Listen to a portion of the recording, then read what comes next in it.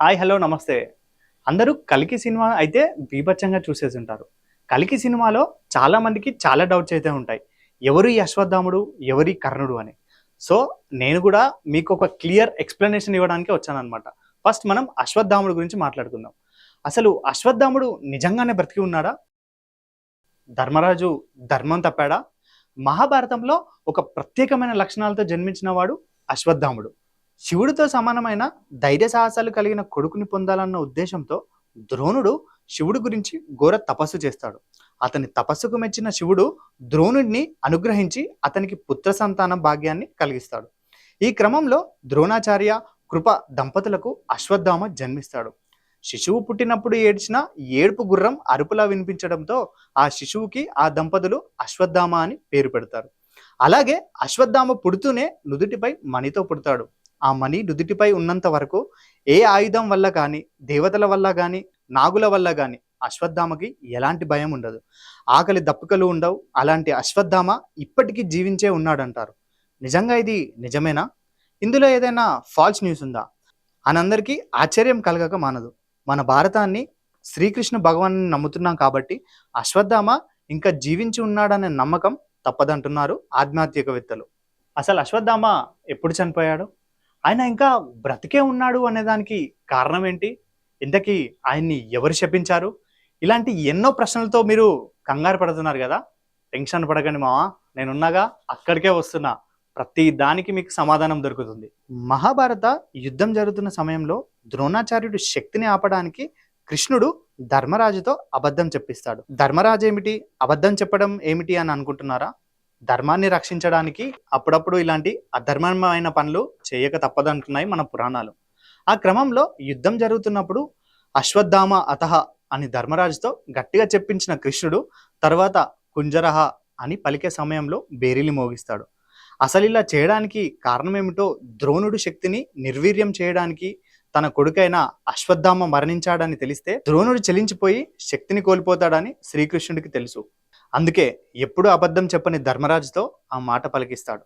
ధర్మరాజు ఎలాంటి పరిస్థితుల్లోనూ అబద్ధం చెప్పడు కనుక ధర్మరాజు చెప్తే ద్రోణుడికి గురి కుదురుతుందని శ్రీకృష్ణుడి ఆలోచన.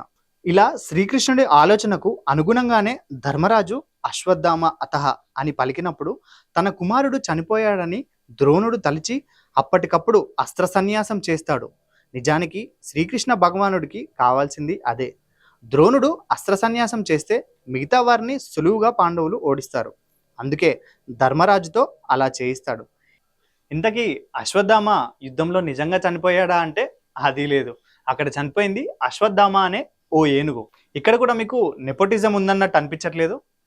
కానీ ధర్మాన్ని కాపాడాల్సినప్పుడల్లా భగవంతుడు ఎన్నో మాయలు చేస్తూ ఉంటాడు.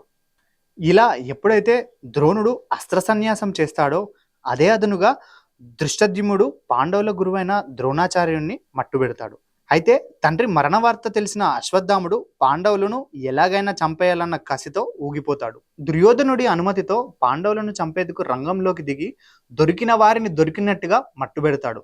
అలాగే యుద్ధనీతికి విరుద్ధంగా అర్ధరాత్రి సమయంలో పాండవులు నిద్రిస్తుండగా దాడికి పాల్పడతాడు. ఈ విషయాన్ని పసిగట్టిన కృష్ణుడు పాండవులను అక్కడి నుంచి తప్పిస్తాడు. కానీ అశ్వత్థాముడి దాడిలో పాండవుల కుమారులు సహా వారి సైన్యమంతా తుడిచిపెట్టుకుపోతుంది. ఇలా తండ్రిని చంపాడన్న కోపంతో అశ్వత్థాముడు ఎగబడితే తన కొడుకులను చంపాడని చెప్పి అర్జునుడు కూడా రెచ్చిపోతాడు. ఇలా ఒకరికొకరు ఘోరాతి యుద్ధమే చేసుకుంటారు. ఈ ఇరువురి యుద్ధంలో అశ్వత్థాముడు బ్రహ్మాస్త్రాన్ని ప్రయోగిస్తే దానికి బదులుగా అర్జునుడు పాశుపాస్త్రాన్ని ప్రయోగిస్తాడు. ఈ ఇద్దరు మహాయోధులతో లోకం మొత్తం నాశనం అవుతుందని భయపడిన మహర్షులు వాటిని వెనక్కి తీసుకోవాలని ప్రార్థిస్తారు. దాంతో అర్జునుడు తన పాశుపాస్త్రాన్ని ఉపసంహరించుకుంటాడు. కానీ అశ్వత్థాముడు మాత్రం ఒకేసారి ప్రయోగించే వీలున్న బ్రహ్మాస్త్రాన్ని వెనక్కి తీసుకోలేక అర్జునుడి కోడలైన ఉత్తర గర్భంలోకి పెరుగుతున్న పరీక్షితుడిపైకి మళ్లిస్తాడు. బ్రహ్మాస్త్రం దెబ్బకి పరీక్షితుడు తీవ్రంగా గాయపడి అతడిని కృష్ణుడు రక్షిస్తాడు. ఇలాంటి సమయంలో గర్భంలోని పిల్లవాడిని సైతం వదలని అశ్వత్థాముని కుష్టి వ్యాధితో 3000 సంవత్సరాల పాటు ఒంటరిగా బతకమని శ్రీకృష్ణుడు శపిస్తాడు. అంతేకాదు అతని నుదుటి మీదున్న మణిని కూడా తొలగిస్తాడు. కృష్ణుడు శాపం వల్ల ముఖం నుంచి చీము నెత్తురు కారుతున్న స్థితిలో మణిని గాయాలతో అశ్వత్థాముడు ఇప్పటికీ బ్రతికే ఉన్నాడని ఉత్తరాదిన చాలా బలంగా నమ్ముతారు. మధ్యప్రదేశ్కు చెందిన ఓ డాక్టర్కు ఆయన కనిపించాడంటారు. హిమాలయ పర్వత సానువుల్లో గిరిజనులతో కలిసి అతడు జీవిస్తున్నాడని మరో కథ ప్రచారంలో ఉంది. ఆ కారణంగానే ఉత్తరాదిన అనేక ప్రాంతాలలో అశ్వత్థాముని ఆలయాలు కనిపిస్తాయి. అందువల్లే అశ్వత్థాముడు సప్త చిరంజీవుల్లో ఒకటిగా చెప్పుకుంటారు. ఇదండి అశ్వత్థాముడి గురించి అసలు మ్యాటర్. కలికి సినిమా ఎంజాయ్ చేసినట్టే నా వీడియోని కూడా ఎంజాయ్ చేస్తే కొంచెం సబ్స్క్రైబ్ చేసుకొని షేర్ చేయమావా. Thank you, bye.